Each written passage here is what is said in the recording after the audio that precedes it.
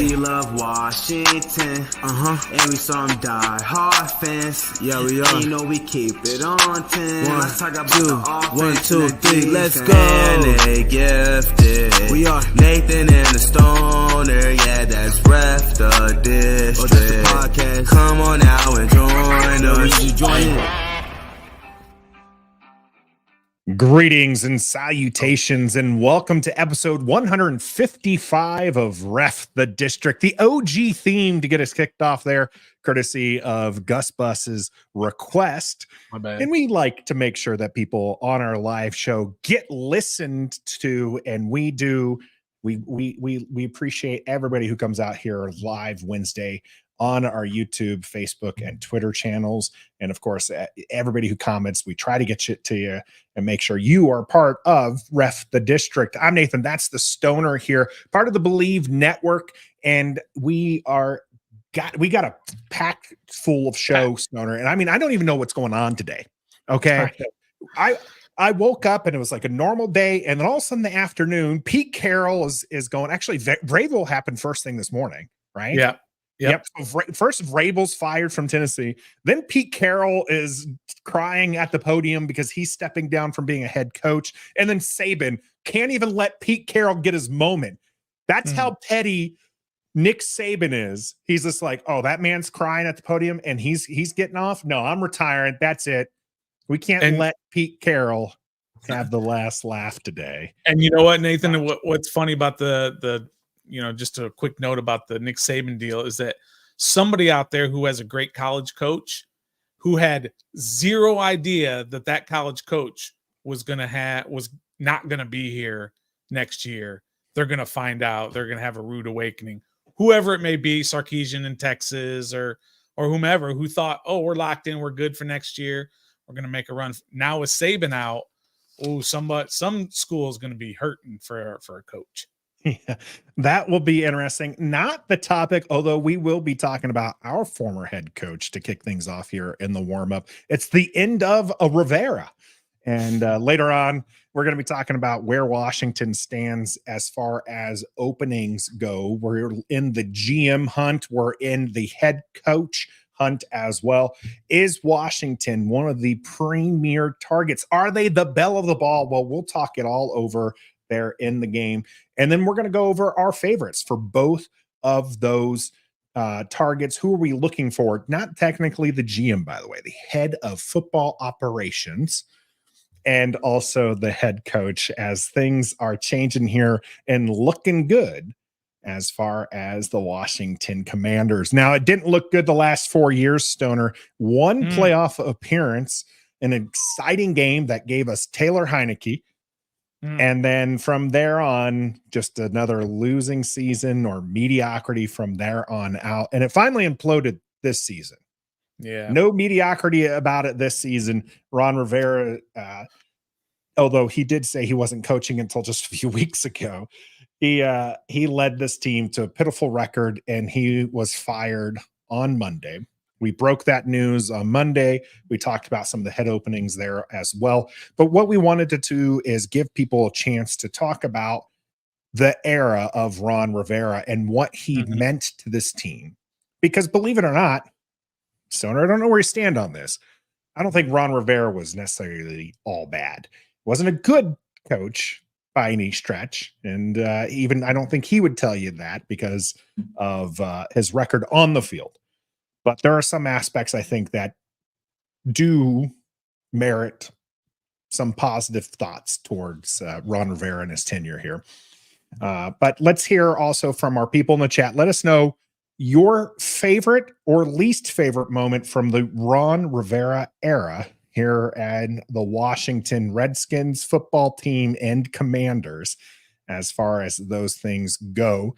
And Stoner, why don't you go ahead and give us one of your moments or your overall thoughts first on Ron Rivera as the coach? Okay, well, so during my research, Nathan, I don't know if you can see my research. Oh, there's lots of words written down there for our audio listeners. A lot of this stuff here, that's all the bad stuff. And I could only come up with a couple on the good side, on the positive side. Because when you do have this implosion, as you called it, at the end of the season, then obviously there's not a whole lot of good that you're going to look at. But it was crazy. If you remember, gosh, this was probably maybe 7 or 8, maybe week 9, when I think they went to 4-5. Were they 4-4 at one time? This season? Yeah. No. They were 3-4. No, remember we were 2-5 at one point. Yeah. I think they got to 4-5 was the best they got. And I remember we had Gonna make me relive this season, Stoner. You know I don't want to do this, but they were 4-5 at one. We have to be factual. All right. Yeah, they were 2-0. They lose 3 in a row. They were 3-3, then 3-5, and then 4-5 after the Patriots. Yeah. And then they lost 8 straight. Yeah. So I remember after maybe a couple of those losses after that, and we had JP Flame from the Junkies on, and he said he had this feeling that this was going to be a crash and burn, just like it did for Shanahan when he finished 3-13, just like it did for Gruden when he finished. He didn't even finish the year, but the team finished 3-13. And then sure enough, and we thought he was crazy, right? We thought this team still had a chance. And then you had the New York Giants, those couple of games against the Giants, when we knew it was over. But I didn't see that coming. I didn't see a crash and burn coming. We all knew he was out at the end of the year, but the crash and burn, no, we didn't see that coming. But I will say this. The best thing that Ron Rivera gave us, Nathan, he gave us Sam Cosmi. That's it. That's the best thing. Is that really his best draft pick? His best draft pick is Sam Cosmi. Maybe you can say Brian Robinson, but Sam Cosmi is the best thing that he is leaving with out of here. But I did put some things like Lockdown is saying here. He did do some great things for this organization, for this football team. You'll struggle to find some good things he's done. TJ here, you're measured by wins, losses, and Super Bowls. Right. Did not measure up there. He did legitimize this organization, and that so that the organization as a whole was no longer a laughing stock of the NFL. He came in and he settled everything down. As soon as he got here in January of 2020, 4 years ago, Nathan, he got here and he had COVID. We had the COVID issue. He had the cancer issue. He had the deaths of teammates' families. He had all kinds of craziness that went on, but yet he never missed a game. He missed maybe 1 or 2 practices for cancer treatment. So he did things that made this organization a little bit more legitimate. He's very well respected. I still believe that there are guys, as we had this argument maybe last week, that if Ron Rivera went to another team and was the head coach, would any of these players play for him? I still believe that they would, because they respect him as a coach and as a leader of men. I still believe that. But when it comes down to it, he was in charge of the roster for 4 years, and he wanted all that power, and that was probably his biggest mistake. Could Ron Rivera still be the coach of this team if he was not the personnel guy? Because he could simply say, my personnel guys didn't give me the personnel. No, and usually the head coach falls before the GM, right? Sure. Normally, because just like this season, right? Jack Del Rio was fired previous to Ron Rivera being let go, because your coordinators are the easy targets, right? When the product on the field isn't good, you go with a coordinator. If that doesn't work, you go with the head coach change.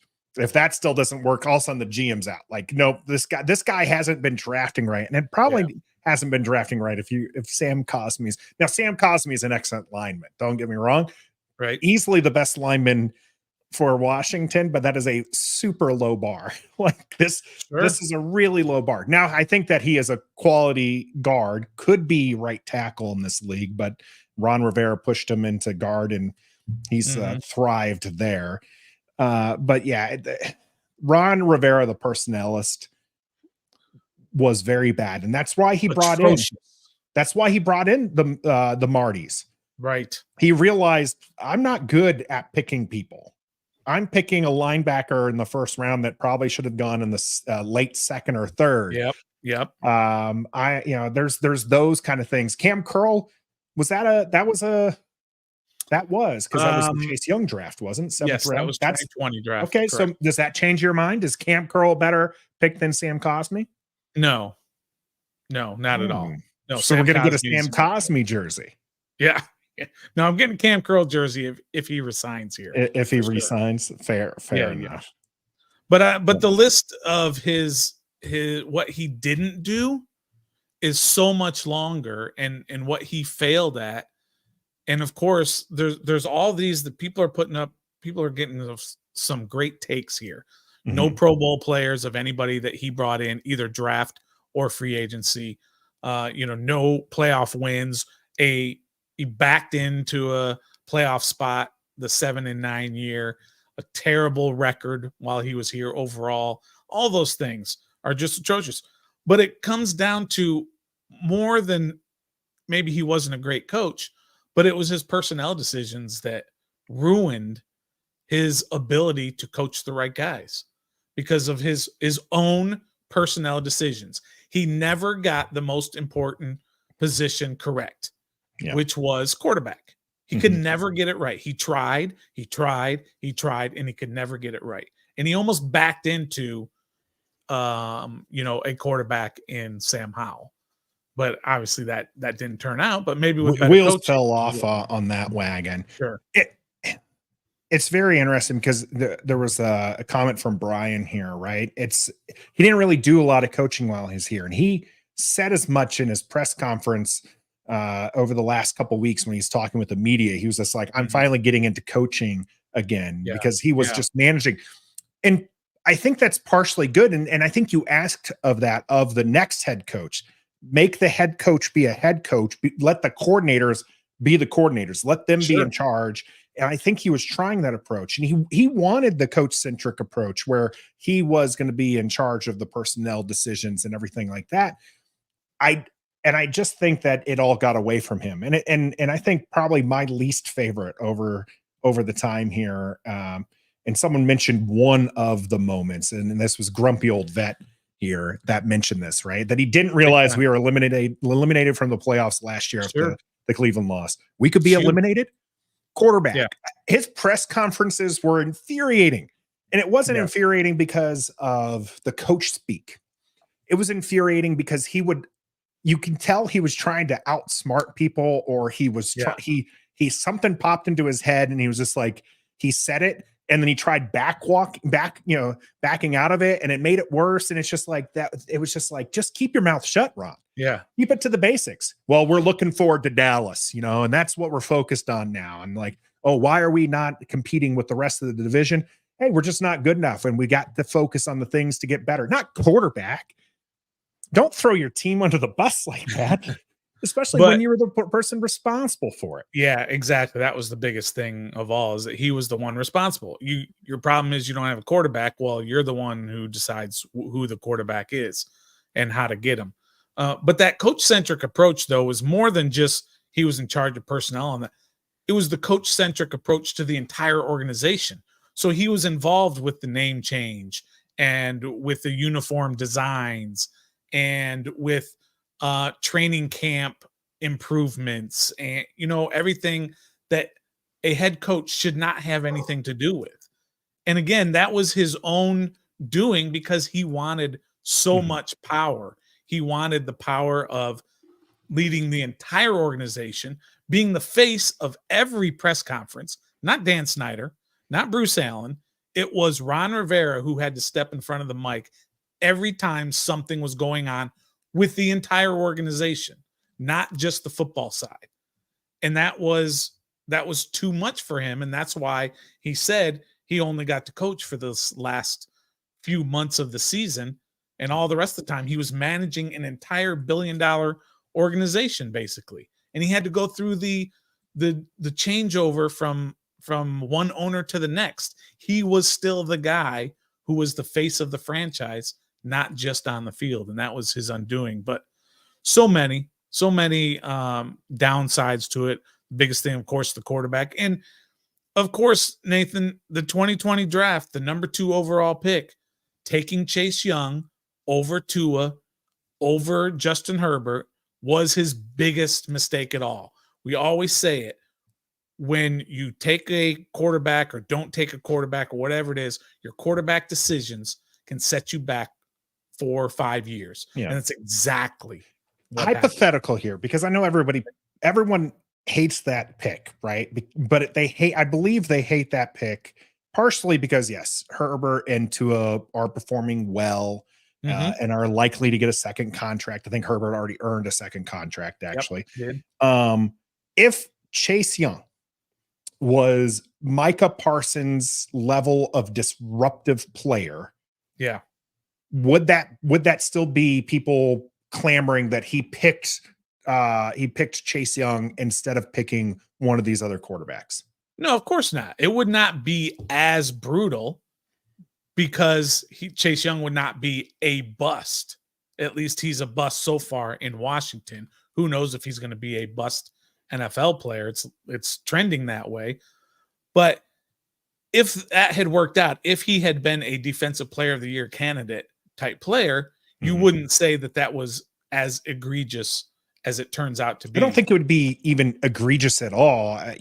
Tanner was mentioning it, right? Young was the consensus best player in that draft. And the only reason why he fell to second is because QB is valued at a higher level. And Joe Burrow was in this draft and Cincinnati needed a QB. So that's the only reason why he fell to Washington too. Otherwise, they probably would have taken a Joe Burrow. So I just wanted to kind of put that in there because I think there's a lot of hindsight. Oh, he drafted Chase Young. Chase Young was supposed to be like, this is what's a little scary about the draft coming up, right? They have 5 picks in the top 100. It's going to be a whole new team, right? So we don't know what's going to happen. We can't say we're going to be a bust in the second round, especially if Sam Cosmi is his best pick. It was Ron Rivera's best pick. But there's so much unknown. You can whiff on your number 2 pick, but hit on a 7th rounder, aka Cam Curl. The draft is a crapshoot, and you just don't know what's really going to happen. And we especially won't know what's going to happen until we get a GM and a head coach in place. And that's what we'll be talking about for the rest of the show. If you want to put some money on who is going to be the next GM or head coach before it happens, you can actually head over to Bet Online, use the code BELIEVE to get yourself a 50% welcome package, as they have all of your wagering news, all your odds. Playoffs are right here waiting for you to do some betting on, and of course NBA action, NHL as well. So head over to Bet Online, use our code BELIEVE, BLEAV, for that welcome package to your first deposit. Bet Online, where the game starts. We'll be talking about, is Washington the belle of the ball? Do they have the best situation to land the best talent here in the game? Why don't you go ahead and stick with us?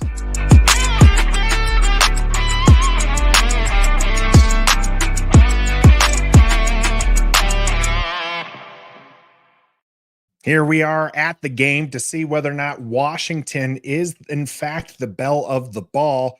And I wanted to bring up Jeffrey's comment here.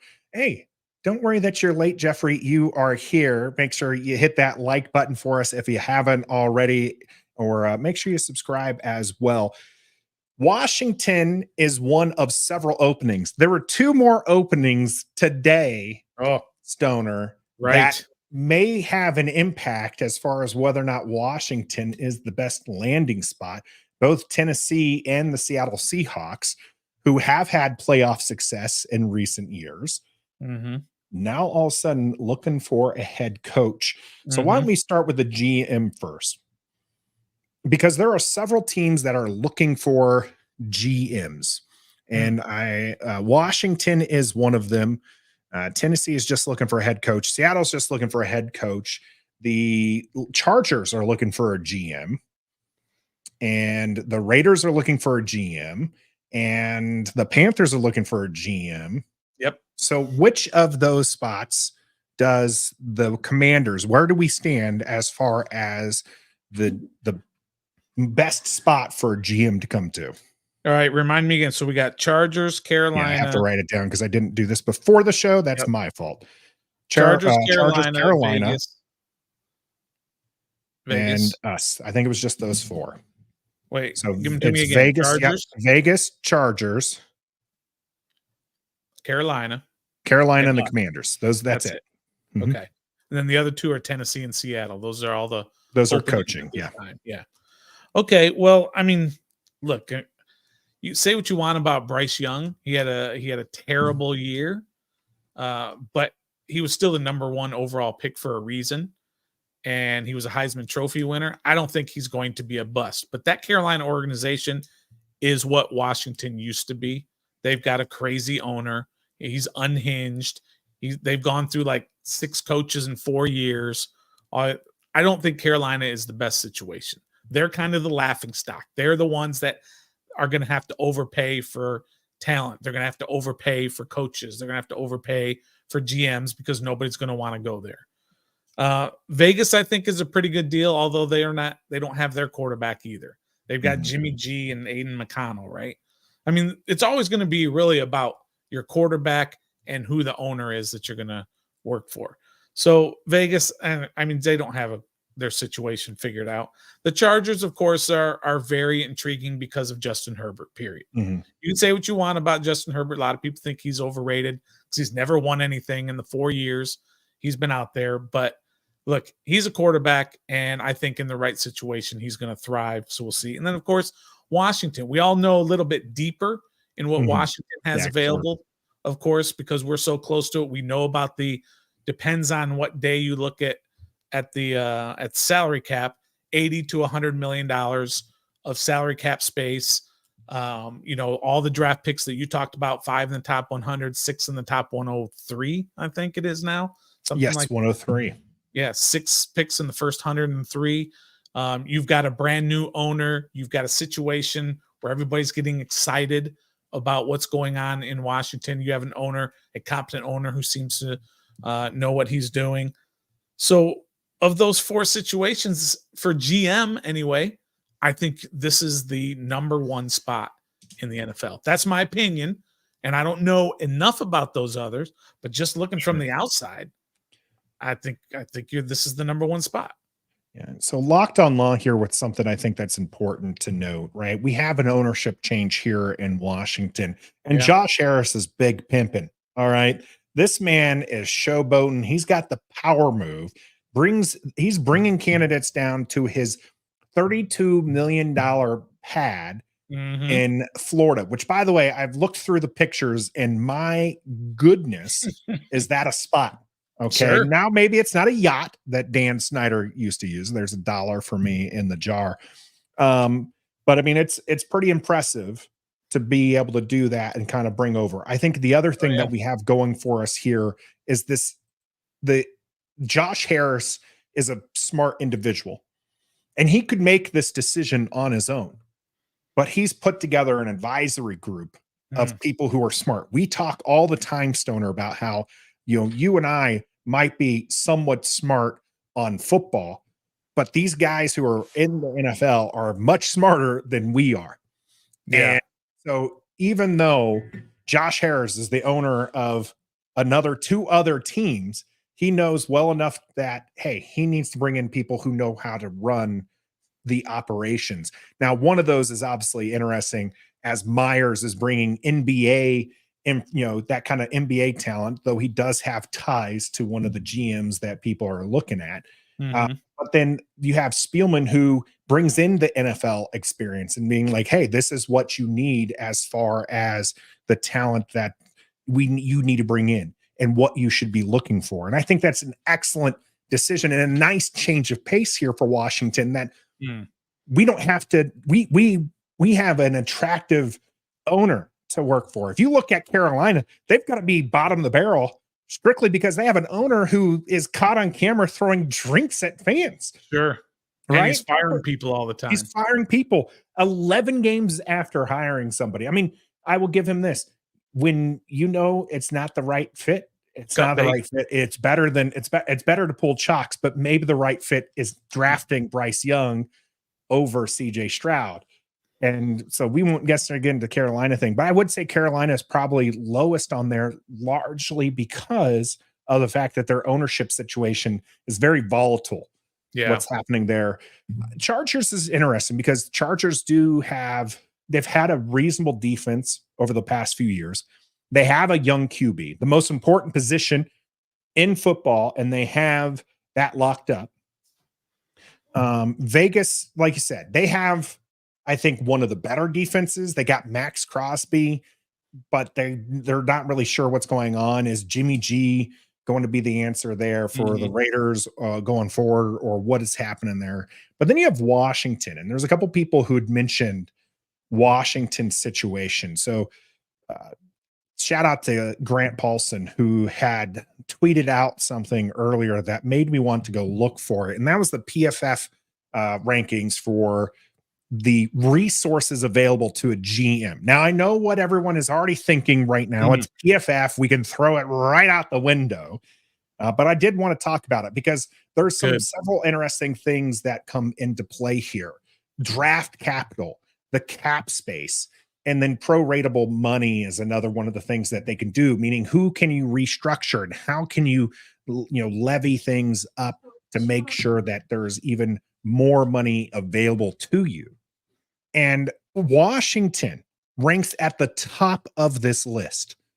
They have the most cap space. They have, as you mentioned, 6 draft picks in the first 103 picks in this upcoming draft. And they can still prorate 12% of their cap space. So that they ended up at the top of the list. Bears were second, Cardinals were third. And looking down the list for the GMs, the Raiders are still within the top 10, but that's it. For the Chargers, they're middle of the pack. For the Carolina Panthers, because they don't have a first. They were the worst team in football, should be picking number 1 overall, but they don't have it. They're near the bottom of these rankings. And I think I missed one, right? No, Chargers, Panthers, us, and the Raiders. So I did mention all those for a head GM. Washington is in a good spot. They do still need to figure out who the QB is. But at the number 2 pick, you might be able to answer that. Yeah. Yeah. You hope that they're going to be able to answer it. Or you expect them to be able to answer that after this year. Nathan, I might have to disconnect here in a second. I'm not getting the best reception, so I'm going to plug in. So if I disconnect, I'll be right back.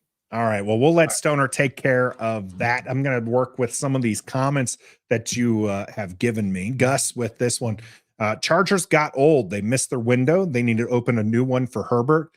Yeah, I mean, it's possible. They did have some quality younger players, and I do think that they were trying to go on the same path as you had Patrick Mahomes and other young QBs, where you win during their window of that first contract, right? That rookie contract. They weren't able to do that.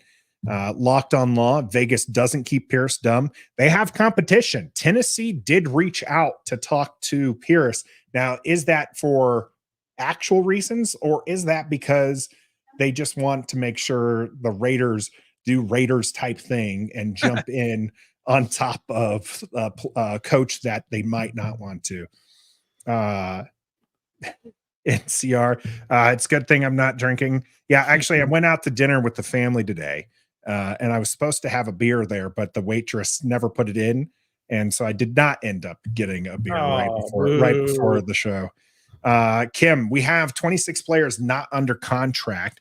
Yeah, there's a lot to do for Washington, and I think that's one of the things that we get very excited about, this cap number, and there's great reasons to be very excited, because you have your eye on that Ferrari out there, right? And you're like, oh, we got this bonus coming, this Christmas bonus. We got this, our income tax is coming for those who might get income tax, and you start spending it already. Well, what's going to end up happening is Washington's cap space is going to get eaten up by players that they need to re-sign to keep them here. And even also very mid or less than mid. Casey Toohill's going to cost you more than you think. You're going to look at Casey Toohill's contract and go, we're paying this guy $10 million. Yeah. You just went from 80 million this year now down to 70 million this year. And all you did was sign a veteran backup defensive end. So so that's going to happen. You're right. That's going to get eaten up, but still it's a lot of room to get eaten up. And And you also have some contracts of guys that can save you money in the long run that are under contract. That if you go ahead and cut them, and those are your veteran type players. Like I believe Charles Leno has got another year left. I believe Logan Thomas has another year left. I'm not 100% sure on those, but there's a couple of guys If like they have that. another year of contract, yes. If you're saying that they have another year left on the team, No, at that's what I'm least saying, contract. Yeah. yeah, I was about to say yes, they do. They are under contract for Yeah. Washington, and Logan Thomas is absolutely on the cut watch list. I would be absolutely probably mortified is the word, but I mean, I would be very surprised if Logan Thomas makes it to the final 53. He will probably end up being one of the post June 1 cuts for Washington, just trying to save a little bit of space there as they try to get younger at the position. Now they have to do some things to help because Logan Thomas is still a decent player, but you probably can get the value somewhere else when it comes to Logan Thomas. Charles Leno is an interesting one. I think Charles Leno stays with the team and does not become one of the cap casualties only because it matters. We don't have the answers yet, right? If they draft at number 2 or with one of their top second round picks, they get an offensive tackle that they want to put out at left tackle, then yeah, Charles Leno is going to see time on his third team. But if we don't address that position, then we should see not Logan Thomas. We should see Charles Leno for one more year. But again, all that stuff's going to happen later. Right now, we're talking about the openings that are in the NFL and where does Washington stand? Are they the belle of the ball? It sounds like we're in agreement, Stoner. It sounds like we are thinking Washington has the best spot. The Chargers may compete with it largely because they have an answer at QB. And Carolina's dead last on the list. You might have an answer with Bryce Young. He didn't show it his rookie year, but a lot of rookies might be able to bounce back. You never know with that one, with a new coach and everything. And then Vegas is kind of in this no man's land, which is where we have some of those additional teams who are looking for head coaches. Tennessee and Seattle have had success over the last few years. Pete Carroll specifically has won a Super Bowl, but that roster aged and they've never been able to get back to that level of success. Russell Wilson was let go because of that. Talk about your scapegoats, right? Quarterback gets let go, although he was really bad in Denver. So maybe not quite a scapegoat as it was the realization, hey, this guy isn't going to get us there. Geno Smith has a resurgent year last year, brings Pete Carroll and the Seahawks back. But this year they miss the playoffs. They don't look nearly as sharp. Now they have questions at QB. Did they overpay for Geno Smith, who is not the Geno Smith they had last season? What is going on with that defense? And is this a team that a head coach can take and start winning games with? And then Tennessee, that one was bizarre to me. I thought Vrabel was going to say, I mean, Pete Carroll was the bigger surprise. I don't think anyone saw that one coming. Vrabel, some people put on a warm seat, but I really thought Tennessee likes what he brought. But I think the tail end of this season, he just ended up that the team faltered. And much like Ron Rivera, he never found the QB. He trusted Ryan Tannehill, at least trusted him as far as to be the QB1. Didn't really trust him to take over a game. That's why you have a Derrick Henry. Or did he design the offense because he had Derrick Henry and because he had Ryan Tannehill and he didn't want to depend on him. Sure. So he was kind of old school, play defense, run the ball, and you'll be successful until it comes playoff time when it's time for that quarterback to step up, and he didn't have the quarterback who could step up. But yeah, that was very surprising to me, that move of letting him go. But the Seattle move, I guess it's surprising just because Pete Carroll has made his intentions known in the last few weeks that he still wanted to be back, and to just then all of a sudden say, I mean, he made his intentions, I thought, fairly clear during this press conference that he was competing to stay Yeah. as the head coach, which says that he wanted to be the head coach. Yeah. But talking with ownership, I think they literally said, hey, either you step down and take a higher position, because he's supposed to stay with Seattle. Sure. So unlike Vrabel, who we can talk about in our favorite section during the cool down, Pete Carroll's going to be off limits because he should be staying with the Seattle Seahawks. But it definitely seemed like the ownership said, either you take this higher position and step down from coaching, or we're just going to let you go. Yeah. Yeah. That's they let him go. The way the wording came out sounds like he wanted to be the head coach, and the ownership said, we don't want you to be the head coach right now. Yeah. Maybe it wasn't the ownership. I am speculating a little bit here. He talked lovingly about his wife, and maybe his wife said, hey, you're gosh darn near 80 years old. You're not running for president, so you don't need to, be so old. You're head coach. Very horrible joke there. But you can step down, and maybe that's why, we don't know, but he did seem like he very much wanted to be the head coach. That vacancy for head coach, I definitely think that it's, someone said it up earlier, right? They are very mid. Seattle is mid. Tennessee is mid. Vegas is mid.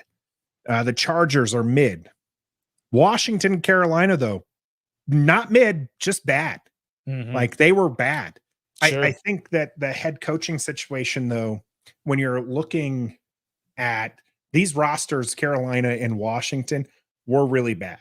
And these rosters earned a first overall pick and a second overall pick in the upcoming draft. That being said, a new coach, a new offense can really start to turn things around. So even though these rosters were really poor right now and the teams themselves really bad, is there enough for Washington to catapult one of these middling teams who maybe, adjust here, new piece here, and they're back to competing for playoff spots? Time will certainly tell on whether or not that's going to happen, but they do have, it seems that they do have a lot in place to be able to make that leap, but I don't think it's going to be a quick leap like everybody's hoping, that all of a sudden we're going to be the Houston Texans of 2024, where we're going to bring in a new coach, a new quarterback, new coordinators, and then all of a sudden we're going to go from 2-14 to 10-7, I believe that they went, and win your division and go to the playoffs and be the belle of the ball, as you've said a couple of times.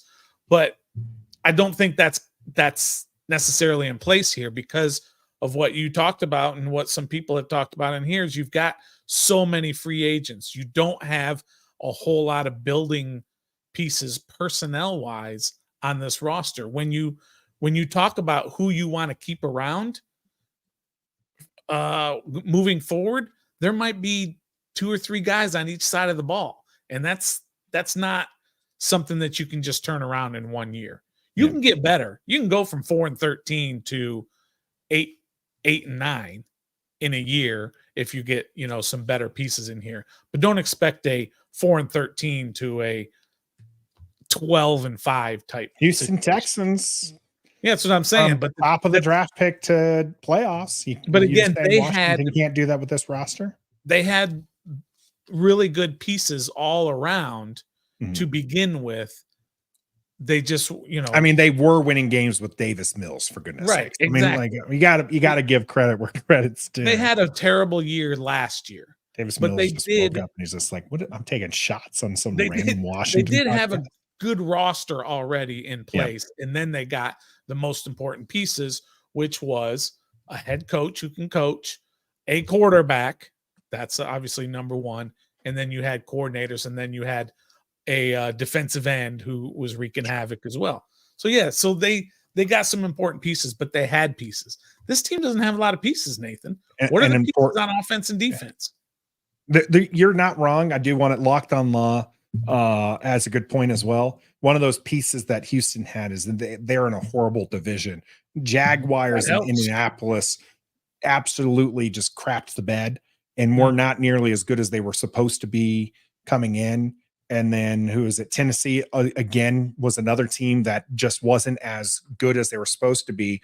Yeah. Washington doesn't have that luxury. Washington has the Dallas Cowboys, the Eagles, and the Yeah. Giants beat us twice this year. So we Yeah, can't, but and they're twice a last year. putrid. Yeah, well, they did get rid of Wink Martindale, so who knows where he might end up. He might want some revenge and come here to Washington. That'd be absolutely something. When you're talking about the players, there was something in the Ron Rivera section during the warm-up I wanted to bring up because we talk a lot about Ron Rivera and how he's a leader of men and all this. Several of the younger players, okay, we're talking the Jahan Dotsons, the Sam Cosmi, and there was one more, and I'm trying to think of who it was. If someone remembers after I say what, when you're talking about the key players, we like to point to a Terry McLaurin. We like to point to Jonathan Allen, who are the captains, who are the leaders of this team. But when the reporters were doing exit interviews, Jahan Dotson, Sam Cosmi, and at least one other talked about how people got comfortable with losing and that they need players to kind of step up and take, charge and say, this is not acceptable. Okay. This is not acceptable, which is interesting to hear because the culture with Ron Rivera was supposed to change. And of course, the losing never stopped. And you have Jonathan Allen, a very vocal member who, I like. And all of a sudden we have some dissension in the locker room, it seems, where the players are like, hey, we need new people to come in here and players to kind of set the tone that they're going to win. How much does that factor in? You're talking about the roster itself, but when a potential head coach hears that from some of the younger players, some of the players that they know they're going to want to keep, like a Jahan Dotson and a Sam Cosmi. And for the life of me, I cannot figure out who that last one was. Not B-Rob. It wasn't B-Rob. It wasn't B-Rob. I don't remember either. But yeah, I mean, look, the whole thing about losing being okay for some of these guys, I mean, that's not okay. And that's why we stressed on this show for forever towards the end of the year that you don't want to let that losing culture creep into the locker room and into the organization. And so you shouldn't try to lose in order to get better draft picks or whatever it is that you're trying to lose for, better draft position, or get Ron fired or whatever it may be. That culture of losing, man, that will stick around for a while if you got guys who don't have a problem with losing. Yeah. And I don't think it's going to be like you said. I don't think it's a Terry McLaurin. I don't think it's a John Allen. Those guys aren't okay with losing. They come from winning programs in college, and Jonathan Allen lost more games this year than he lost in his 4 years at Alabama. It just doesn't happen that often, and he's not used to it, and he doesn't accept that. So, yeah, you don't want that stuff creeping in here. Yeah. Vanguardian TV and Grumpy Old Vet. Absolutely. Thank you. That's the one I forgot. And I probably forgot it, Stoner, because it didn't fit my narrative of the young guys right. who are asking for new leadership. Because, of course, Charles Leno, one of the seasoned vets for this team, but they all did bring up the fact that the players, they need the players to step up and stop being okay with losing. Sure. And hopefully a new head coach can kind of instill that in this team. So let's go through. There's 6 teams. Washington and the GM side for the 4 teams was number 1. I think so. Okay. So here we go with the head coaching. Where do they rank? Now that's totally different, right? That's a whole different set of parameters on what is the best situation. And you've got a situation where a couple of these teams, Tennessee and Seattle, were both teams that were on the verge of being in the playoffs, maybe a game, possibly 2 games out of the playoffs. So those are teams that already have pretty darn good rosters. And you know what else they have? Even though they haven't been great teams in the last 5 years, they do have that culture of winning. And they have shown, especially in Tennessee, that when you've got a guy, you've got a coach, very, very well-respected coach. Players love playing for him. Took them to an AFC championship game. And they said, still not good enough. That's a culture of winning and saying we expect winning at all times here. That is a good situation. Now, do they have their quarterback of the future? We don't know. Is Will Levis the guy? We certainly know the other guy they drafted. Who'd they draft? Malik Willis, or did they have Malik Willis? Yeah. So The year he's before in not. the 3rd round. Yeah. So you got Will Levis there, and then of course Tannehill's still there. I think he still might even be under contract next year, but whatever. You have to decide that. Seattle is very interesting. They have a great fan base. They have a culture of winning. Pete Carroll's been there for 15 plus years. He's staying with the team too. 2 Super Bowls, won a Super Bowl. But they're kind of like everybody else in this list. They're not sure what their quarterback situation is. Geno Smith's not the answer, although they gave him fair amount of money. Who's the backup donk? The Drew Lock? He's not the guy. So everybody on this, basically, you're not sure about their quarterback unless you're what? You're the LA Chargers and you got Justin Herbert. That, to me, is the number 1 spot because you don't have to figure out the quarterback position. You can have all the critiques you want about Justin Herbert and whether or not he's a franchise quarterback. They believe it. Most people around the league believe it. They've given him a ton of money. He's your guy, and you got to build around him. But everybody else is just like, I don't know what our quarterback situation is. Even in Carolina with Bryce Young, he was a number 1 overall pick, but he didn't show it this year. So is he their guy? So I would probably put number 1, I would put the Chargers. I would probably put Tennessee as number 2 because you've got some great pieces. I think Will Levis is probably going to be the guy there. And then maybe after that, I might put Washington. Although Seattle, Nathan, I mean, Seattle is such a culture there all for 15 plus years under Pete Carroll that a head coach is going to step right in there and they're not going to start from rock bottom. Right. I don't know what was their record this year. I don't know. Were they did just miss the playoffs. I think out of the teams, they were the out of these teams, they're the only ones who just missed the playoffs, as the Seattle Seahawks finished 8th at 9-8. So finished 9-8. Yeah. 9-8. Yeah. So Tennessee finished 6-11. They were nowhere close. 8-9 for the Raiders, but they were eliminated before the final week. Well, what was interesting about Tennessee at the end of the year, the final game of the year, right? When they were 5-11, they had nothing going for them. They're playing Jacksonville, Jacksonville's trying to get into the playoffs, right? And then what did they do? They went out there and they fought their tails off for their coach and for their team and for their brothers next to them. And they got a win that meant absolutely nothing. Probably dropped them 4 or 5 spots in the draft lottery because they believe in winning. Only fans care about the draft spot. JG asking an important question. Like, what are we ranking? Desirable destinations?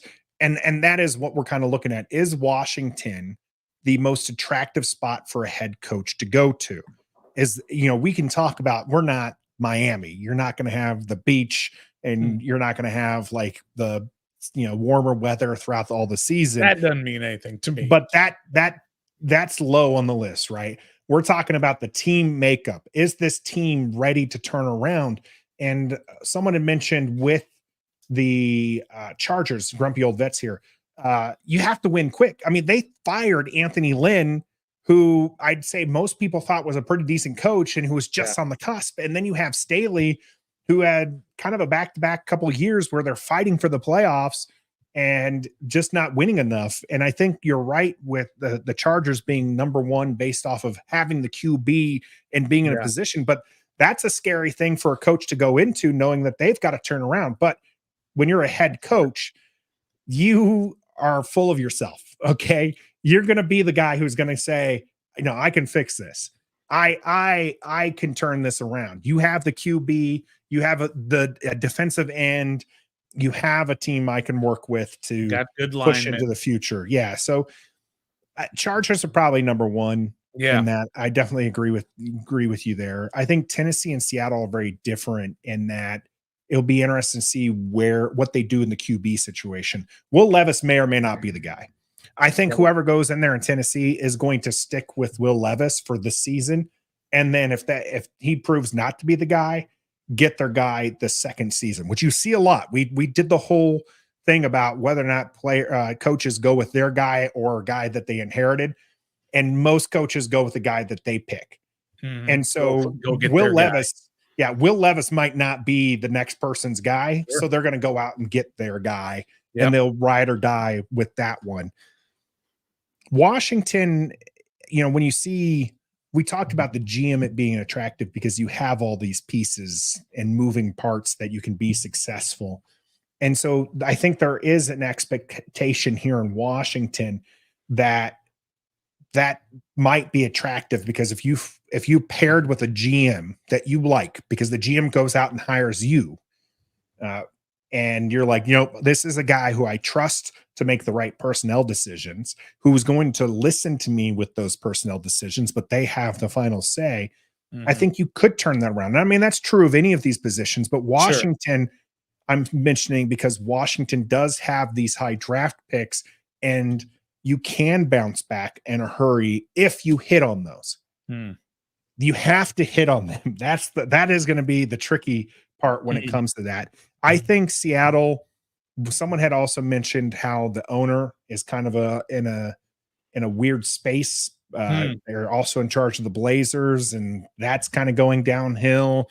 And if they're the owner is the one who asked Pete Carroll to kind of step down from coaching, that's a situation to kind of follow.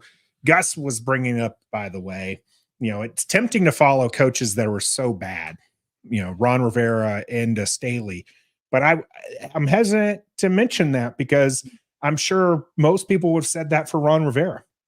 You're following Jay Gruden in the mess that he had. My God, that you've got it easy. That's what I think too. The bar is so low. Well, right. I don't know that Ron Rivera would necessarily pass that bar. If he did, he tripped over it. Okay. So I think that I would rank the Chargers because the QB situation. I think Vegas is probably one or two pieces away and might rank them higher than Washington. Seattle with Pete Carroll still there, kind of assisting along. I mean, I'm not sure what is he going to, is he a personnel guy? Where is he going to be in that organization? So I just don't trust that one. Tennessee looks primed to blow things up and then try to build around Will Levis. So I'm not sure I trust that. And Carolina's rock bottom. No one is going to, Tepper is the new Snyder. Sure. You're going to have to pay good money to go there. Yeah. You might be able to fix the team. You're not fixing that owner there. So I think it goes Chargers. I'd go Vegas, Washington, Seattle, Tennessee, Carolina. Wow. You've got Washington as the third most desirable football-wise destination out of the six. I have them at, I guess it's not that much. There's only six, so you can't really, unless one of us ranks them at 1 and the other at 6, you're not going to. I have them at 4. I have Carolina. I actually have Vegas below them, but you could probably make the argument that Vegas is above them. I might have them at 5, 6.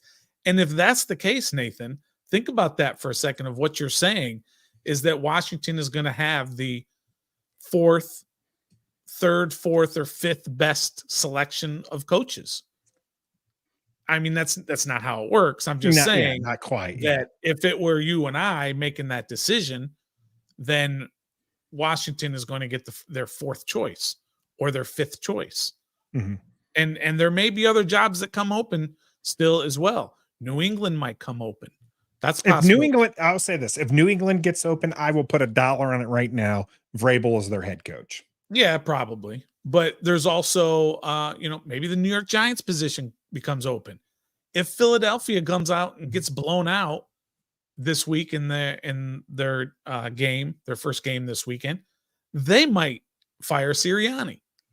And there are other coaches that are actually in the playoffs that might get let go because the expectation is you have to get a lot further in the playoffs.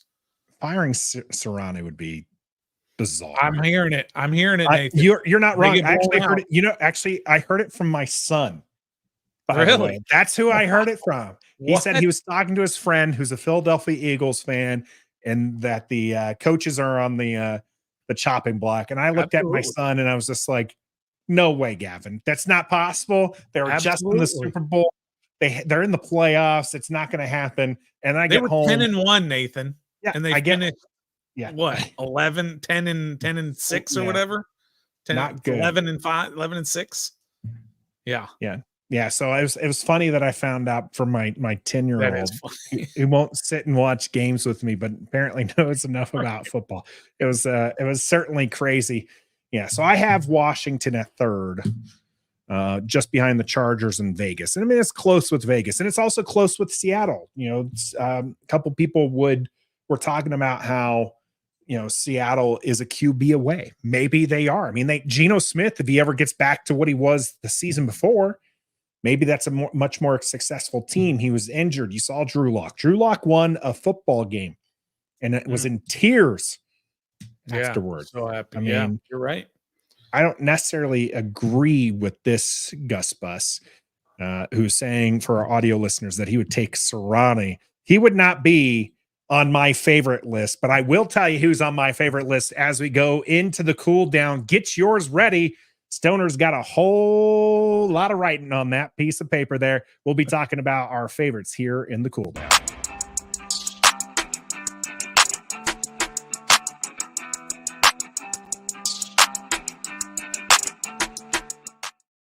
We are now in the cool down, and Gus Bus gave me a beautiful segue there with that Sirianni bit. Washington has quite a few candidates listed on both their head coach and general manager list. They're still conducting interviews, and it would be wild if maybe they hired somebody while we're on the show, but I don't think that's going to happen, as they do have scheduled interviews tomorrow on Thursday. But what they have right now is, this is your list. Okay. You ready for this, people? So you can write this down yourself. List? This is our GM list. Right. I want to start with GM because that's who you want to hire. Even Josh Harris has said that, right? He said, we got to start the process for both, but we'd like to have our head of football operations in place before the head coach, but they couldn't necessarily wait on the head coach situation. Right. So they're starting the process, and we too are going to start the process with the GMs. All right. You have and all of these are actually, I guess not, Cowboy VP of player personnel. So never mind. I can't skip the craziness here. So Brown's assistant GM, Glenn Cook. Yep. The Cowboys VP of player personnel, Will McClay, who by all means is a GM because Jerry just never gives up that position. That's right. Bears assistant GM, Ian Cunningham. 49ers assistant GM, Adam Peters. Eagles assistant GM, Alec Hallaby. And Chiefs assistant GM, Mike Borgonzi, who I was able to pronounce correctly today. On Monday, I totally butchered it. You were all over the place. I was Mike Wazowski. And somebody called you out and said, if you can't pronounce it, then you can't hire him. Yep. You can't do it. You can't do it. You can't do it. So who is at the top of your wish list here, and why, Stoner? Well, look, I hate to do the cop-out thing, but I mean, it's kind of embarrassing for any of us fans to kind of say who we want as a GM. We have no idea what these assistant GMs are good at. All we can do is kind of look at what their team has done while they've been, assistant GM, not the GM. These guys have worked under GMs. So who knows? For example, you look at the Peters. Peters, I think, has been San Francisco a long time, like 15 years. Mm-hmm. Is that right? He's been there quite a bit. Mm-hmm. So he's been there a long time. And San Francisco has been good for a long time. They've had some good personnel moves. They've had some stinky personnel moves. But he's the assistant GM. How do we know he's not the guy who stood on the table for Trey Lance? How do we know he's not the guy who said, you're an idiot if you draft Deebo Samuel? We don't know these things. What is kind of hard for us to get a grasp on is these GMs have so much more on their plate than just picking players. Mm-hmm. GMs they have to hire the assistant GMs, the director of pro personnel, the director of college scouting, all those scouts and everybody, and they have to be able to hire the right guys and be able to have a good working relationship with them downward. They have to have a good relationship up. They have to be able to understand everything that goes on with the organization, with contracts, with your salary cap. They have to negotiate contracts with agents and all this stuff. It's not just some guy who's sitting in a room like we do as fantasy football guys and sit there and say, I want Eckler from the Chargers, so let's bring him over. It's so complicated. So all we can do is just kind of look at their track record, I guess, as assistant GMs and decide from there and hope that people like Josh Harris and the donk from Golden State, the Bob Myers and Magic Johnson and all these other guys are doing their due diligence and are talking to them and are getting a good feel for what they're going to do as general managers and then go with the right guy. Now, that's my cop out, right? Mm-hmm. I think it's very clear to me personally that I want Adam Peters from San Francisco. His track record, the team's track record. He's a good looking dude. I mean, look at him. I have him up on the graphic. Yeah. Right. I believe he's looks good, in t-shirt and shorts, he's a very in shape kind of guy. Right. But that's the kind of guy that real quick, because you look at San Francisco's ability to draft when they don't necessarily always have high draft picks and be able to make moves like get Trent Williams for a 3rd round draft pick or draft a Deebo Samuel or Brock Purdy or get Christian McCaffrey for almost nothing. Mm-hmm. I mean, relatively speaking, for the type of player that he is. I mean, they also got Trent Williams for a 5th round pick as well. I mean, they've got I'm going to go ahead and stamp it. They've got 2 future Hall of Famers in those 2. 5th and a 3rd. 5th and a 3rd. Okay. 5th and a 3rd. They got St. Juiced is. Oh, is yes. They got for that is in your words, right? You wouldn't trade St. Juiced for Trent Williams. Yeah, right. Exactly. People are talking about not trading a 3rd for Justin Fields. Stoner went out there and was just like, would you not trade Brian Robinson for Fields? Would you not trade St. Juice? Who was the other person you threw out under the bus? I was trying to think of other 3rd rounders. Ricky Stromberg, Ron Christian. Yeah, right. But then you look at, they've had other running backs who Raheem Mostert was there and started to shine there. And what about, Elijah Mitchell, who's there now, and some of these defensive linemen, and they brought over Hargrave from Philadelphia. Just the moves that they've made over the last 10 years or even the last 5 years to put them in the position that they are now in order to make this run at the Super Bowl with a 7th round quarterback. Mm-hmm. What he's done to me has been brilliant, but he was the assistant GM. So we have no idea, but he has learned obviously from somebody who has made some great decisions. And I'll say in the hiring process, we tend to hear things. Just think about when you had a good boss and you were looking for your next role and they gave that recommendation, right? And they hopefully gave you that glowing recommendation.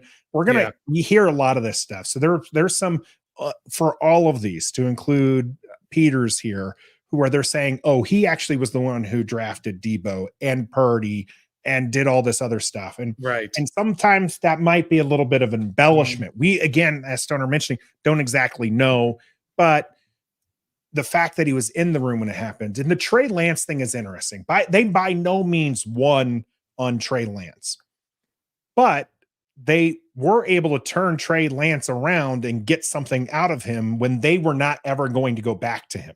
Mm-hmm. And now he's sitting on the bench for the Dallas Cowboys. Mm-hmm. But they at least recouped some of those efforts, and he was a part of that as well. So people, as much as what they'd like to dump on Peters, maybe you also got to give him a little credit for moving out of that one as well. Hail White Rabbit, thanks for joining us here. If you are joining us and you haven't hit that like button, make sure you do that right Please now. do. We are actually talking about who we like the most. Stoner, it seems like you're on the Peters train. I am, and that's kind of a, he's the top name, he's the sexy pick, he's the one that everybody's talking about, that everybody wants. So yeah, I'm in line with that simply because of his track record. I mean, look, Borgonzi in Kansas City, look at their track record. Look at in Philadelphia, look what they've done. So I don't know how you can say any of these other guys wouldn't be great. It all depends on what their communication level is and what their ability to work with Josh Harris and the other folks in the ownership group. So we'll see what they end up doing. But yeah, Adam Peters seems to be the sexy name out there right now. So I wouldn't have any complaints with all of these. I'll be 100% honest, Nathan, because like what always happens when he gets introduced and Josh Harris talks glowingly and Bob Myers goes out there and talks all about him and how great he is and whatever, I'm going to be like, I don't care who that guy is. 17-0 until we find out otherwise. That's right. Absolutely. Yeah, there's going to be some excitement there. And maybe you're going to be already excited as Polo's telling us that Peters was offered the job already. I need to see a source on that. Yeah, because I have heard, I think some people might be conflating. There was a radio interview on Grant and Danny where a San Francisco reporter said that Peters is expecting to move. He's already telling people he's clearing out his office and stuff, and Washington is kind of making room for him as well. Here's the thing. Peters knows he's leaving. If it's not Washington, it's somewhere. So just because he's clearing out the office and telling people he's going to be gone doesn't necessarily mean that he's accepting this job. There might be something that didn't go well, or maybe there's something that went well in one of these other interviews that Josh Harris and the advisory group were like, we were really thinking Peters, but then Ian Cunningham blew us out of the water. Ian Cunningham is an interesting one. You're right. I won't be upset with any one of these. Glenn Cook is probably the one that would be not most disappointing. I mean, it's not disappointing, but it'd be the one that I wouldn't be nearly as excited about as some of the others. And I think that, I would go Peters, Hallaby, probably Cunningham, and then, you can put the rest of them in any which order. Okay, let me ask you this, Nathan. I'm not trying to make you look bad or set you up to fail or anything, but what's wrong with Glenn Cook? Oh, yeah, I guess I didn't expand on that one. That's fine. The reason why I was you're right. No, I didn't expand. I meant to. Or McClay. No, there's nothing wrong with McClay. Dallas has done some great things. I'm just saying that I would go with those, and then you could pick any one of the rest of them. The Glenn Cook one only because of the Deshaun Watson situation. Okay. I didn't want Deshaun Watson in Washington. Everybody else was like, you have to go get him. You wanted him. A lot of people were telling me and Trev we're crazy for not wanting him here. Turns out we might have been right, but it wasn't his play on the field is one thing, but the guaranteed contract and bringing in somebody with that history and all that, that's the only reason why I would even be hesitant on Cook. But you're right. As soon as he's introduced, you're like, yep, all right, let's go. We're going to get the next Myles Garrett with this guy. We're going to get, I mean, how many running backs have they had that were just outstanding? Right.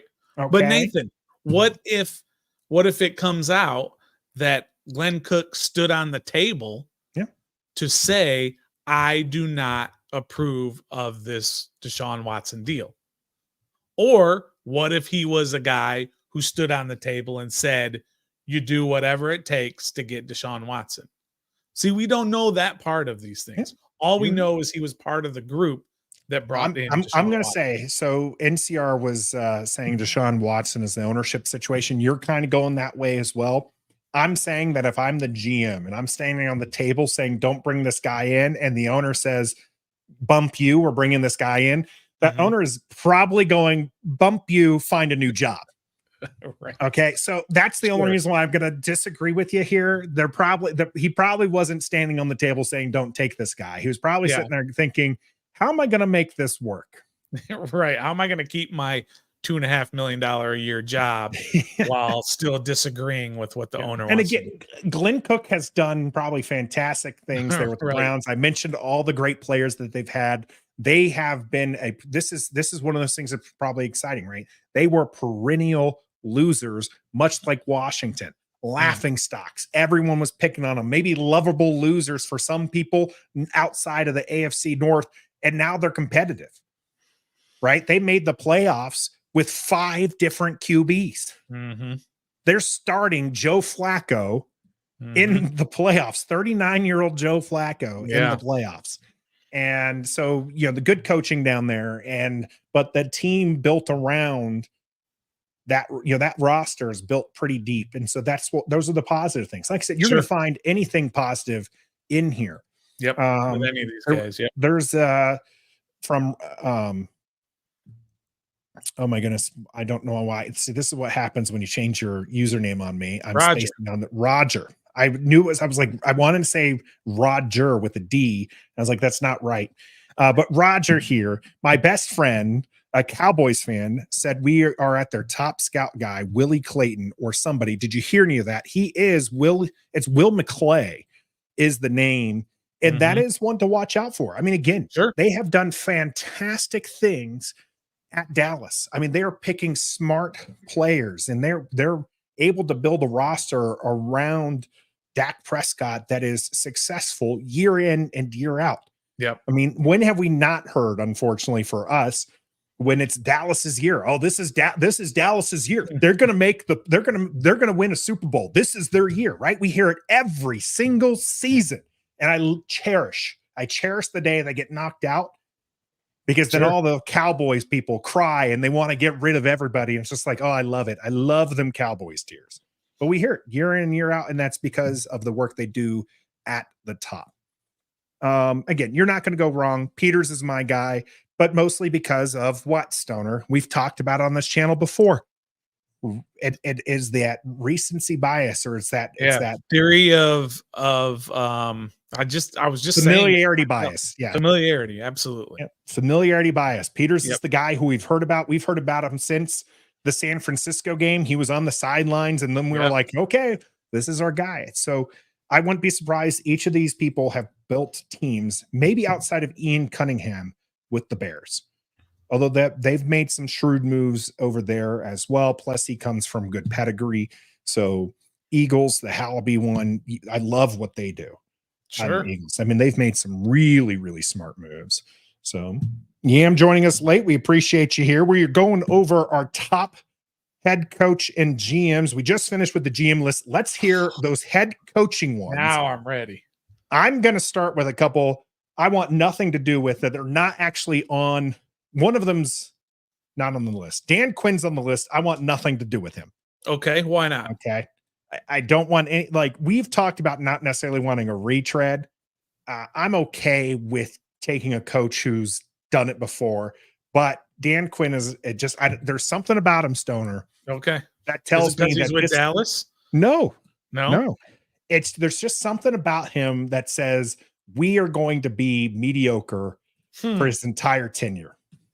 Now, what about what somebody might have to remind me here in the chat in terms of who said this, but somebody said this recently, a well-respected person in the NFL, that Dan Quinn is absolutely, without a doubt, the number one coaching prospect out there available. Good. In that Let him go to Carolina.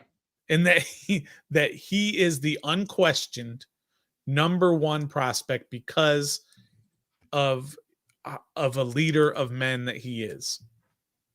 So, and I can't remember who said that, but let's not forget that this guy took a team to a Super Bowl, Nathan, and should have won the Super Bowl.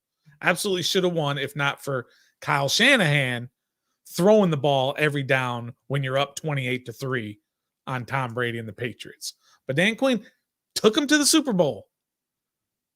So I don't know why you would hate that. His defenses are always fantastic. Sure. I'm not saying I want Dan Quinn. I'm just trying to give you, Oh, yeah. I an get opposite this. opinion. Stoner, I'm surprised you're arguing with me on this because this is totally just a sniff test thing for Sure. me. All right. I get it. Gut feeling telling me stay far away from Dan Quinn. Okay, So that's fine. I'm there was okay. another one. I don't want him either. I'm just saying. Yeah. Obviously, Bill Belichick was one that people started rumors about. That's not true. And I wouldn't want him here either. There was another one I had in my head. He's not on this list. Let me read you off the list here. Okay. It's a rather good list. Okay.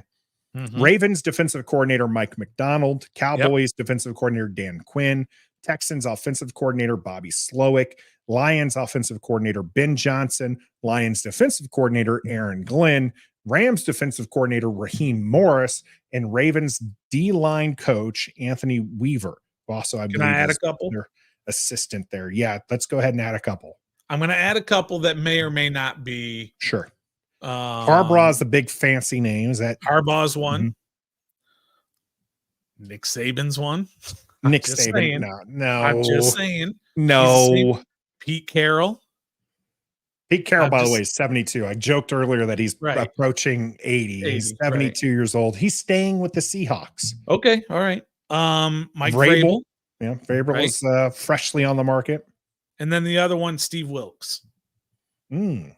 Steve Wilkes, I don't know that he's necessarily making himself available. I'm sure he is, but they would have requested that one already, right?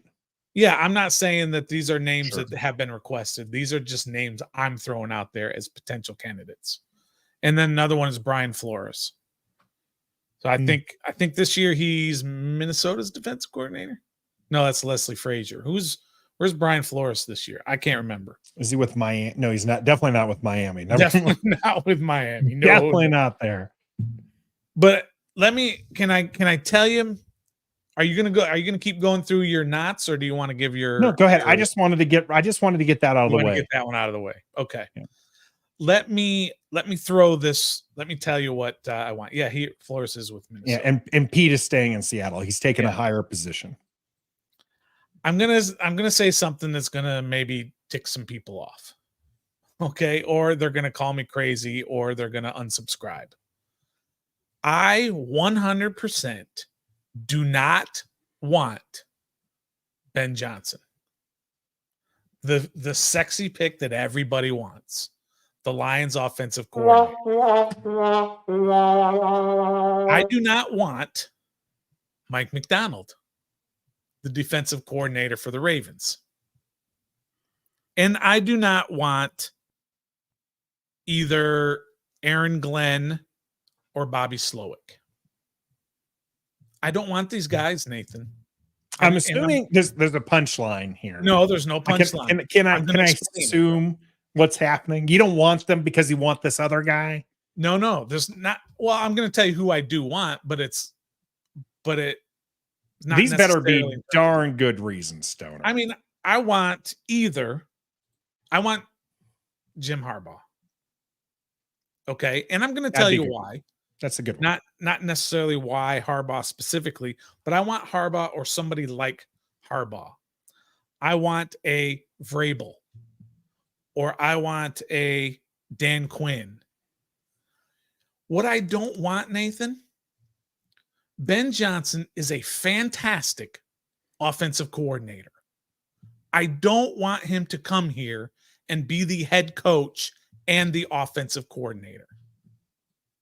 Does that make sense? I don't want Aaron Glenn, who is a fantastic defensive coordinator. I do not want him to come here and be the defensive coordinator and the head coach.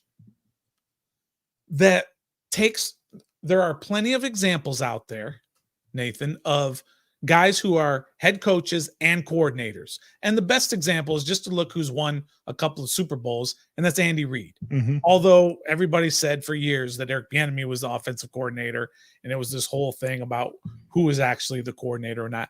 But Andy Reid's the offensive coordinator, and he's the head coach, and they've won 2 Super Bowls. So I get it. You can do it. I want my head coach to be a CEO. Here's what I'm going to say that's a very hot take. The way Ron Rivera set everything up here in Washington when he came in 2020 is exactly what I want Washington to do in 2024. I want the guy to come in and I want him to be a CEO head coach. And I want him to say, you are my offensive coordinator. You run the offense. You're my defensive coordinator. You run the defense. I will take care of the head coaching. I will do all that's necessary before the game, during the week. I'm in on game planning, but you guys are in control, which is what Ron Rivera did. It failed miserably here. That doesn't mean it's going to fail again with totally different people. But I want him to be able to take care of on game day. I want him to deal with clock management. I want him to deal with personnel decisions. I want him to deal with when you throw the red flag, right? I want challenge. I want him to deal with officials. I want him to deal with media. And I want those other guys to handle the offense. And if Ben Johnson comes here, he's going to be the offensive coordinator and the head coach, right? And now all of a sudden, he's got to deal with all the media stuff during the week. He's got to be in on all the personnel decisions that go on. Not saying he has the final say, but it takes away from being what you need to be during the course of the game. There are plenty of examples, like I said, when you use DeMeco Ryans, he's the defensive coordinator. I get it. That doesn't mean I have to like it. But I like the John Harbaugh. He's got Mike McDonald who runs the defense. He's got Todd Monken who runs the offense. I like Harbaugh was a special teams coach. Yeah, he was a special teams guy when he got the job. That's what I want. I want a guy who's going to come in here and I want Mike Tomlin who says, you've got the offense. Now you're terrible at it, so I'm going to get somebody else. You want a Ron Rivera. I want Ron Rivera. And that's not going to win you any points, my friend. That's what I'm saying. That's why I'm saying people might get ticked off. So I want a Ron Rivera CEO situation because Ben Johnson, if he comes here, he's good. Being a head coach is going to take away from being the offensive coordinator. It just is. I want him to be. If Ben Johnson comes in here and brings Bobby Slowick with him to be the offensive coordinator, well, that's a different story. But I don't want him being both. I just don't. I'm not saying it can't work. I'm just saying probably bring up one of their people to do something like that. I'm going to go down a list here. All right. I'm just going to list the teams, and if we can, come up with a coach, and then see whether or not that is a CEO coach or a coordinator coach. Okay. So you have the Baltimore Ravens, CEO coach, CEO right? coach. We have Buffalo Bills, Sean McDermott. He runs the defense. Okay. Right. Kansas City Chiefs. Yep. He runs the offense. Andy Reid runs that offense. Cleveland Browns, Stefanski. I think he runs the offense. Okay. Miami Dolphins. He runs the offense. Houston Texans. He runs the defense. Pittsburgh Steelers. He's a CEO. San Francisco 49ers. He runs the offense.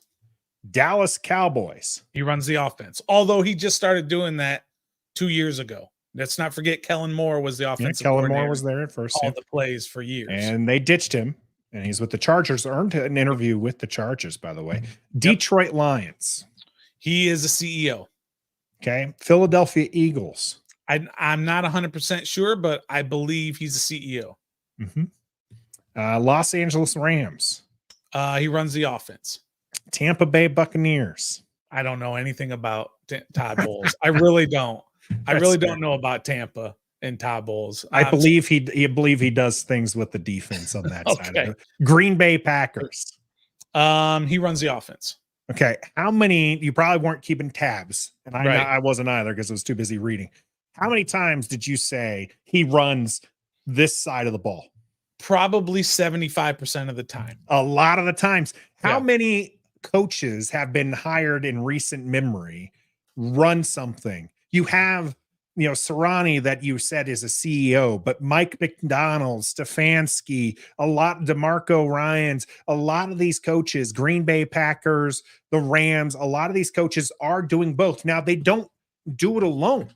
The best Sure. coaches, the ones that are making the playoffs, Mhm. they have that input. They are the ones who are implementing things, but they have their guy. Andy Reid had Eric Bieniemy, right? Who is titled the offensive coordinator. We all knew Andy Reid was the one running the offense, but he has a guy who's instilling pieces and a guy who's with that part while Andy Reid has to do the head coaching things. So I Mhm. just want you to pump the brakes a little bit and thinking that you can't have a young coach, an unproven young coach, not be Yeah. able to do both. I didn't say that. I didn't say he can't do it because I believe they can do it because of all those examples that you've given. I'm saying that's not the way I would do it. Mhm. And if I were in charge, I would have the CEO type and I would have an offensive coordinator and a defensive coordinator who run everything. And I will just take care of, the game prep and the media and all that other stuff. But I get how that's not necessarily what everybody wants. Sure. Everybody wants the sexy pick. Now look at the past couple of years also, Nathan. You named off some very successful guys. Let me name off a few others. Okay? How about Nathaniel Hackett? Couldn't hack it. Okay. How about Cliff Kingsbury? Yeah. Couldn't do it. How about Nagy? Sure. Couldn't do it. And even now, some of these that are failing, like maybe Eberflus, maybe Dable, maybe guys who are either about to get fired or on the hot seat. These are all guys who are doing the same thing, Sure. but are failing at it as well. Weren't you, Stoner, the Yes. one to tell our listeners that just because this didn't work out before doesn't mean it's not going to work out in the Right. future, right? That's With what I'm our saying. second round pick, with our second round pick, so second overall pick, with our second round picks, you're like, don't buy into this. Just because they're wearing Ohio State helmet doesn't mean that they're not going to be a good QB. Just Right. because you have those who were not successful Right. doesn't mean that these will be not successful. That's 100% Likewise, you're correct. 100% could throw it back at me. Just because there are successful people who have done it doesn't Right. mean they'll do it. But you want to hire, and I know you'll agree with this. You want to hire the best person for the job. Mhm. Period. Sure. Okay. You And don't now know we're who just that is, but yes. now we're at a difference of opinion on how to get there. You're Right. saying don't pick somebody who's going to want to run one side of the field because that's your preference. That's me. I don't think that factors, in my opinion, on who is the best person for the job. I love some of these young offensive, especially offensive minds, and some are defensive. These young guys who come in and are doing both. The Kevin O'Connells, the Matt LaFleur's, the Zach Taylors, the Shanahans, the Sean McVays. Oh, I love that. But that's just not the way I would do it. I would do it a Tomlin style, a Harbaugh style, a Ron Rivera style. That's the way I would do it. I'm not saying my way is going to be successful, and I'm not saying what everybody else wants is going to not be successful. I'm just saying that's the way I would do it. And that's why I would want a Jim Harbaugh, who is a delegator, right? In Michigan, he's got an offensive coordinator, he's got a defensive coordinator, and he just runs everything else. He's the CEO. I would do it the way Ron Rivera did it. Ron Rivera brought in Scott Turner when he had a chance. Mhm. Who was the offensive coordinator that Ron Rivera fired Kevin before O'Connell. Scott Turner? Kevin O'Connell was here. Mhm. I'm not saying make the choices Ron Rivera made. I'm just saying I was the about to say, man, style. you're dying on such the wrong hill when you start off with I believe in Ron Rivera's style. That is Yes. you got to play to your audience, sir, and that is not the way to Hey. win the audience over to your side. But tell me, if Baltimore wins, my style has won. Right? Baltimore's the number 1 seed Mhm. in And the last AFC. year it wasn't your style. What do you mean last year there wasn't their Last style? year's Kansas City, who the offense is run through by the head coach. Right. And even the number 1 seed in the NFC is San Francisco, and Kyle Shanahan runs that offense, obviously. So it's what I am trying to say, that there are other options. If Ben Johnson doesn't come here, if Bobby Slowick doesn't come here, if Mike McDonald doesn't come here, and they bring in a Jim Harbaugh and then an offensive coordinator you've never heard of, maybe he brings the guy from Michigan, and he brings in a defensive coordinator you've never heard of, you got to be okay with that and not say, well, that's what Ron Rivera did, so therefore you're going to fail. No, and it's just not. That's what I would do. We're going to be 100% on board with whomever they pick, right? Like Sure. if they pick Ben Johnson, Stoner is not going to be pouting, and he's not going to say we've made the wrong decision. I'm not going to be cheerleaders. Yeah. No. So I want people to understand that, because he's absolutely wrong and he's off his rocker here, but it's not like he's going to be anti next head coach. Now, after probably a season, he might not like some of the decisions that are being made, but that kind of thing will be evaluated later down the road. Would you be mad, Nathan, if they hired Jim Harbaugh?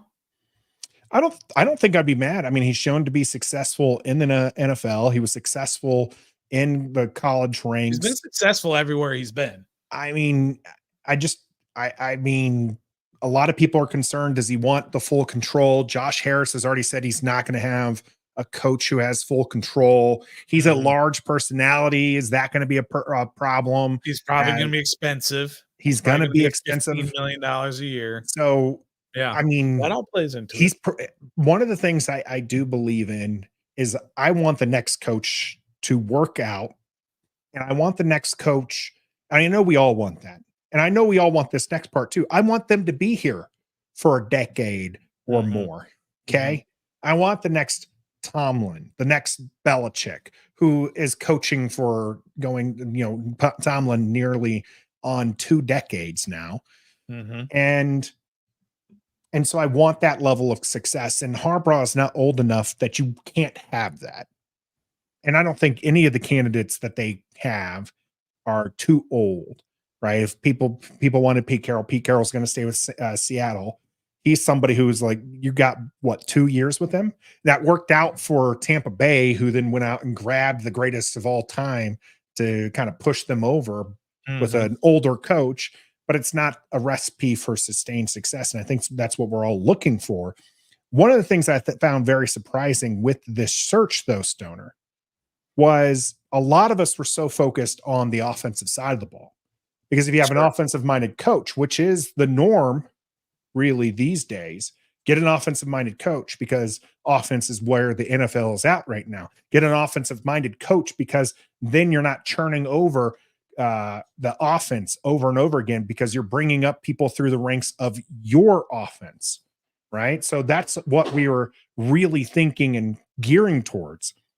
There are only 2 offensive-minded coaches on this list: Bobby Slowick and Ben Johnson. Mike McDonald, Dan Quinn, Aaron Glenn, Raheem Morris, and Anthony Weaver, all on the defensive side of the ball. Yeah. And so that's fascinating to me that we all went in here and are like, you've got to get an offensive-minded coach. And the advisory group said, these are the only 2 offensive-minded coaches we're interested in. Offense is sexy. Defense wins championships. I mean, well, let me ask you this, Nathan. Would you rather win a game? And I know you can say, I don't care, we're going to win. Would you rather win 31-30, or would you rather win 14-13? It's the same. And don't say it doesn't matter, but it's the same. Don't give me the same. I want to win 31-30. Right. You'd rather win 31-30. Your defense is terrible, but your offense is better than your defense is bad. I want to play the song. Okay. I want to cheer in 14-13 games, unless those are defensive touchdowns. I mean, I love Tress Way probably more than most people because I'm a Sooner myself. All right. But I don't like seeing him out there punting every flipping possession. That's right. All right. That's right. I So- have his jersey, but I don't need him to wear his out. It Yeah. should be pristine after every game. I think what's interesting, and maybe this is just a 1-year bump, but I believe points were down this year, the most they've been down in like the last 12 years, something Mhm. like that. This was one of those years where the offense Weirdly low scoring. Yeah. and maybe it's just the 1-year kind of recession or whatever, and it's going to jump right back up. But it was definitely down. Offense was down this year. So I would keep an eye on that. That could be a trend. You know how it goes. Sure. In every sport, the defenses get better and better, and then it turns around, then the offenses get better, and it's always this sort of curve kind of deal. It's no more apparent than what you see in the NBA when they're scoring 140 points a game now, when back when we were growing up and we watched the Bulls and the Knicks and it was 78-76 at the end of the game. Now 60, that's the halftime 60-point score. games were not uncommon, and now you have players who go for 60 a couple times a season. Yeah, it's definitely a different kind of thing. You mentioned something Locked on Law disagreed with, and I disagree with as well. But I do want to clarify something. Okay, you said defense wins championships, and kind of a cliche, but yeah, it is a cliche. But the statistics actually do ring out here. Very funny how this works. Offenses are how you're going to get to the Super Bowl. Point blank, if you want to win in this day and age, you need to have an offense. Point blank, period. It doesn't have to score 30 points a game, but it does have to be efficient and it has to be able to put points on the board. Okay. But when you get to the Super Bowl, statistically speaking, the better defense has won most of the last decade's worth of Super Bowls. And that's kind of where it's interesting, because you can't just go full offense and no defense, because once you get to the championship game, you are facing a team that also has an offense. So your defense has to come out and thrive and be able to stop that defense. So it's just kind of I know the cliche is defense wins championships, and it does once you get there, but to get there, you're going to need an offense. Yeah, sure. Yeah, it's kind of crazy that everyone talks about the offense, and then sure enough, most of the candidates that Washington has openly talked about interviewing are from the defensive side. But again, I'll say this, and all the stuff that I've talked about in terms of wanting a CEO type coach here, I'm not going to care who it is once they get here. Sure. I'm not going to sit here. If they bring in Ben Johnson, and who's most people's one. Right, which is most people's one, and which is a guy, like I said, I don't want here, to be perfectly honest. If they bring in Ben Johnson, I'm all about it. Sure. I'm all over it. I'm hype. I'm excited and all that. That's just not what I would do at this point. But that doesn't mean that I think they're making a mistake by doing it. I'm just saying that that's not what I would do. All right. So you're number one, Jim Harbaugh, and then who was else? Who was your top three again? I think Harbaugh would be number one, and I think probably right now, just because he became available, I'd probably want Vrabel as my Vrabel's an interesting one. I don't necessarily think you can go wrong with him, but I do think him being let go is where we're probably going to start seeing some movement on the New England side. And Bill Belichick maybe takes his break from head coaching and takes a higher office position and kind of works that way, because Vrabel has history there. So that one's pretty interesting. So Harbaugh, Vrabel, and who else was the other one? I think probably number three would be Raheem Morris. I know he had a shot already, and so is Vrabel, and so is Harbaugh. I guess all three of them are technically retreads, but retreads are usually the ones that learn, who have that learned understanding of what it takes. Bill Belichick was a retread. Yeah, absolutely. And so they know what it takes that they need to change, and hopefully they can do it better the second time around. So I think probably Raheem Morris would be my number three. But again, Nathan, I want to make this perfectly clear. If Ben Johnson, if they call a press conference tomorrow and they say Ben Johnson's our guy, I'm super hyped. Yeah. I'm super duper hyped. He just wouldn't be the choice that I would make if I were in charge. A lot of people drawing the parallel from Vrabel to Ron Rivera. Probably I would say more sustained success from Vrabel. Ron, if you really look at it, he had the one big year and another year, I believe he had 3 winning seasons. 2 of those looked pretty good. The other one was kind of just a barely above 500. The rest of them all losing seasons. Vrabel's had some sustained success. You could say it was because the AFC South was bad and all sorts of things. He's an interesting one. I believe this list doesn't include him. No, it does. It does include Slowick. I am one of those people who say that you should follow the trend right now and take that offensive coordinator and turn him into a head coach. Keep that offensive minded guy so that way your offense is good, and then kind of keep a guy like Dan Quinn as your defensive coordinator. Okay. That being said, I think so. Ben Johnson's probably my number one, but that is also, I'm just kind of riding the coattails of everybody else at this point on that one.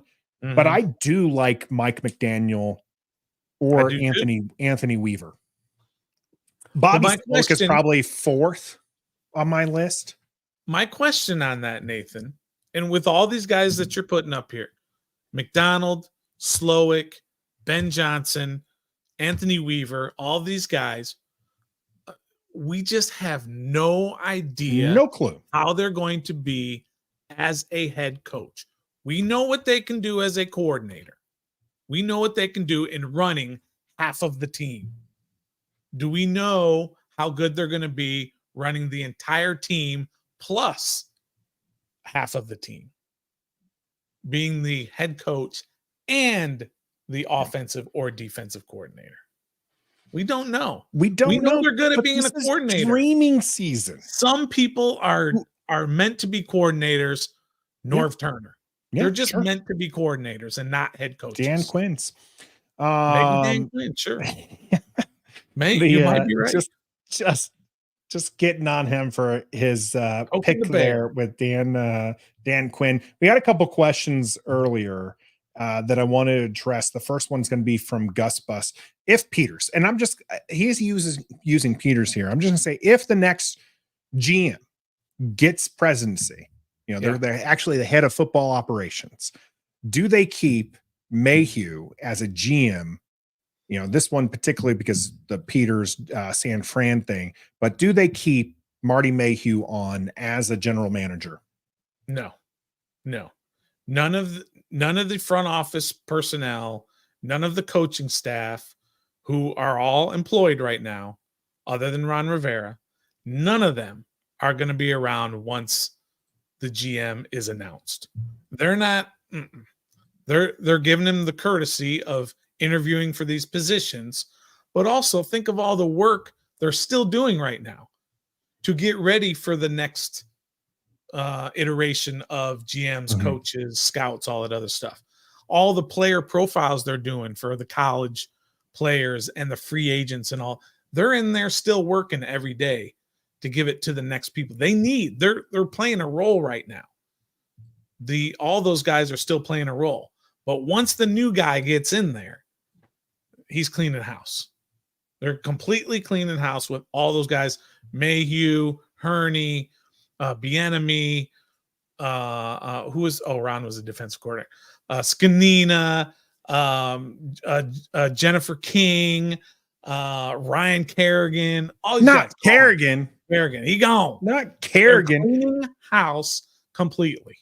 You don't think that one's a phone call from somebody saying, "Hey, just keep them on as some kind of like defensive"? I hope not, Nathan. Advisor. I hope not. I don't want that. I want this guy to be able to step up and say, "We're not doing that. Where did he go? Favors here." Where did he go? He went to the Eagles, right? That's where he ended up. Yeah, for the one year. For the 1 year. And he's not going to go to Serrano and be like, give me a job. You answered Mike's question here. Could EB stay as offensive coordinator? You're saying no. Cleaning house. 0 chance. Because when they're doing these meetings, for example, the GM, when they're talking about that, Josh Harris and again, all these guys, Bob Myers, they're all talking about or interviewing these GMs and everything, they're asking them, who's your coaches? Who are you bringing in as coach? Mm-hmm. And when they get to their head coach interviews and they're interviewing Ben Johnson, they're asking Ben Johnson, who's your offensive coordinator? Who's your defensive coordinator? Who's your secondary coach? All that stuff. They're not saying Eric Bieniemy. They have no relationship with Eric Bieniemy. And that coach is going to be making those decisions.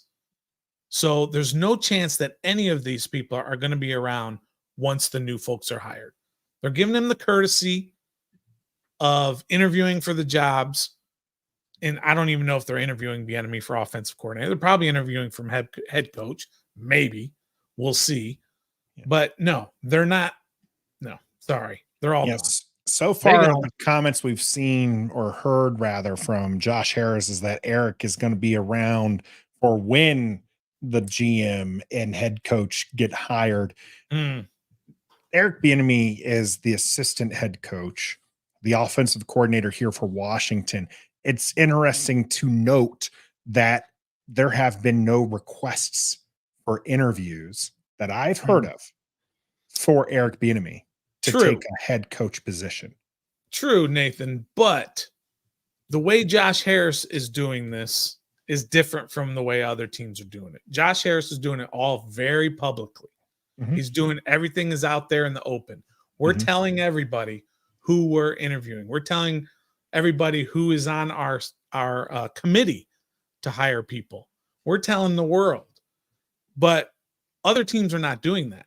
Other teams like to do it behind the scenes. Sure. So they don't put that information out there. So Bieniemy may be interviewing for 3 or 4 jobs. We just don't know because it just hasn't leaked.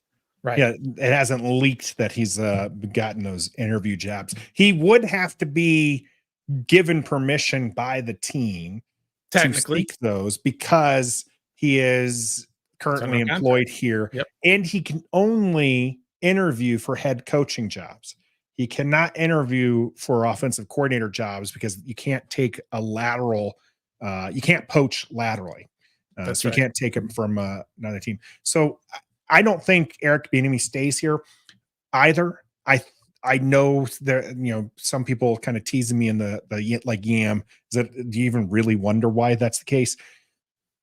I mean, as far as why he's still here, I think it's because Josh Harris is trying not to be the one to make the decision, right? He wants the GM, he wants the head coach to make the decision. So to me, I think that's a very good and very measured approach to it.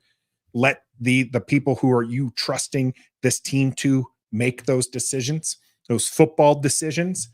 But it's just, you got to feel like Eric Bieniemy, if he had an inkling that he was not going to stay, he would be the one asking Josh Harris to be like, hey, you're not going to, I know I'm not longed for Washington.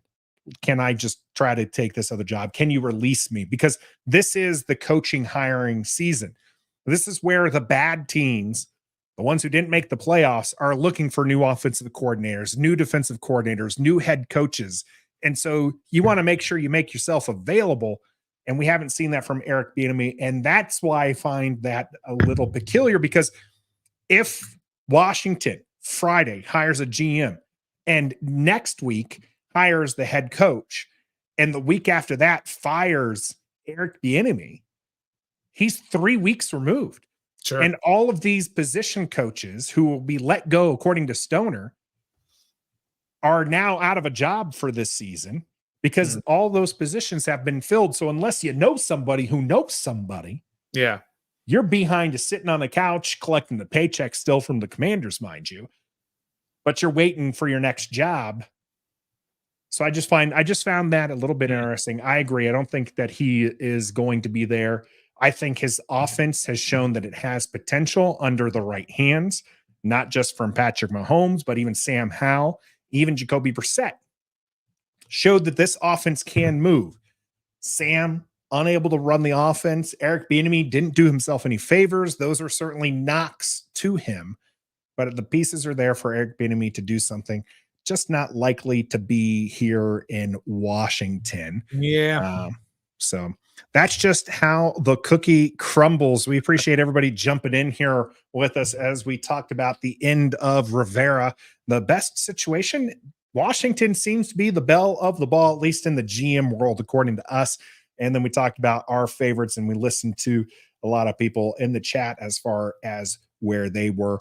We will be back next Wednesday live, as we stream live every Wednesday at 7:30 Eastern here on YouTube, Facebook, and Twitter. We appreciate everybody jumping in and joining the conversation. Just make sure before you leave here today, or tonight rather, that you hit that like button, subscribe to the channel if you haven't already. And until next time, Ron Rivera led the way. Do it just like that. be a fan.